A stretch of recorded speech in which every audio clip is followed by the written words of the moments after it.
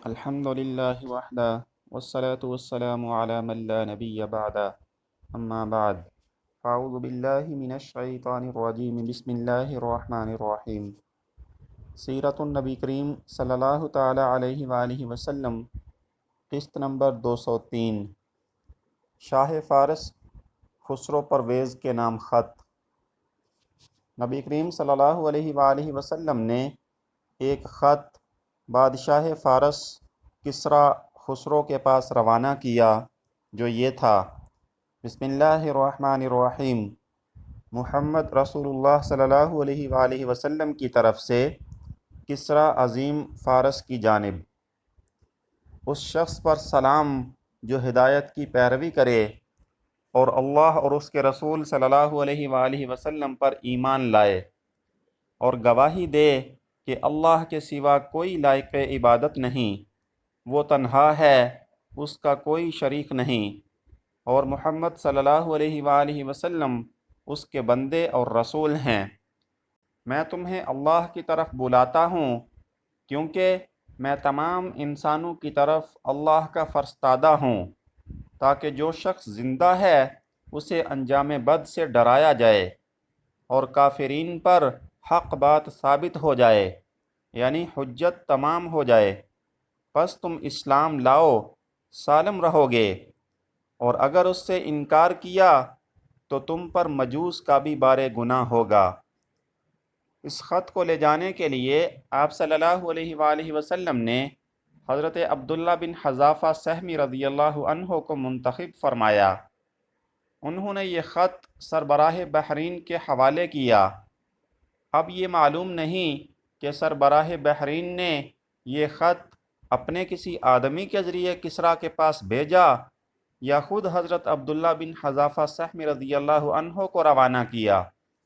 بہرحال جب یہ خط کسریٰ کو پڑھ کر سنایا گیا تو اس نے چاک کر دیا اور نہایت متکبرانہ انداز میں بولا: میری رعایا میں سے ایک حقیر غلام اپنا نام مجھ سے پہلے لکھتا ہے، نعوذ باللہ۔ رسول اللہ صلی اللہ علیہ وآلہ وسلم کو اس واقعے کی جب خبر ہوئی تو آپ صلی اللہ علیہ وآلہ وسلم نے فرمایا: اللہ اس کی بادشاہت کو پارا پارا کرے، اور پھر وہی ہوا جو آپ صلی اللہ علیہ وآلہ وسلم نے فرمایا تھا۔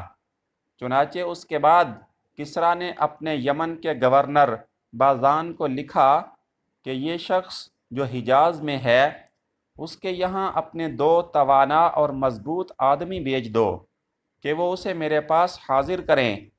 بازان نے اس حکم کی تعمیل کرتے ہوئے 2 آدمی منتخب کیے اور انہیں ایک خط دے کر رسول اللہ صلی اللہ علیہ وآلہ وسلم کے پاس روانہ کیا، جس میں آپ صلی اللہ علیہ وآلہ وسلم کو یہ حکم دیا گیا تھا کہ ان کے ساتھ کسریٰ کے پاس حاضر ہو جائیں۔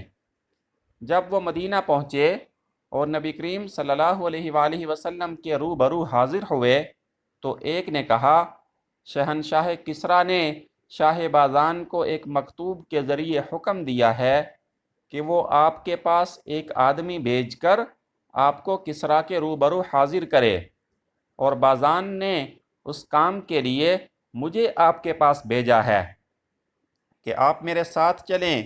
ساتھ ہی دونوں نے دھمکی آمیز باتیں بھی کہیں۔ آپ صلی اللہ علیہ وآلہ وسلم نے انہیں حکم دیا کہ کل ملاقات کریں۔ ادھر عین اسی وقت جبکہ مدینہ میں یہ دلچسپ مہم درپیش تھی، خود خسرو پرویز کے گھرانے کے اندر اس کے خلاف ایک زبردست بغاوت کا شعلہ بھڑک رہا تھا، جس کے نتیجے میں قیصر کی فوج کے ہاتھوں فارسی فوج کی پے در پے شکست کے بعد اب خسرو کا بیٹا شیرویہ اپنے باپ کو قتل کر کے خود بادشاہ بن بیٹھا تھا۔ یہ منگل کی رات 10 جمادی الاولیٰ 7 ہجری کا واقعہ ہے۔ رسول اللہ صلی اللہ علیہ وآلہ وسلم کو اس واقعہ کا علم وحی کے ذریعے ہوا۔ چنانچہ جب صبح ہوئی اور دونوں فارسی نمائندے حاضر ہوئے تو آپ صلی اللہ علیہ وآلہ وسلم نے انہیں اس واقعے کی خبر دی۔ ان دونوں نے کہا: کچھ ہوش ہے؟ آپ کیا کہہ رہے ہیں؟ ہم نے آپ کی اس سے بہت معمولی بات بھی قابل اعتراض شمار کی ہے، تو کیا آپ کی یہ بات ہم بادشاہ کو لکھ بھیجیں؟ آپ صلی اللہ علیہ وآلہ وسلم نے فرمایا، ہاں، اسے میری اس بات کی خبر کر دو، اور اس سے یہ بھی کہہ دو کہ میرا دین اور میری حکومت وہاں تک پہنچ کر رہے گی جہاں تک کسریٰ پہنچ چکا ہے، بلکہ اس سے بھی آگے بڑھتے ہوئے اس جگہ جا کر رکے گی جس سے آگے اونٹ اور گھوڑے کے قدم جا ہی نہیں سکتے۔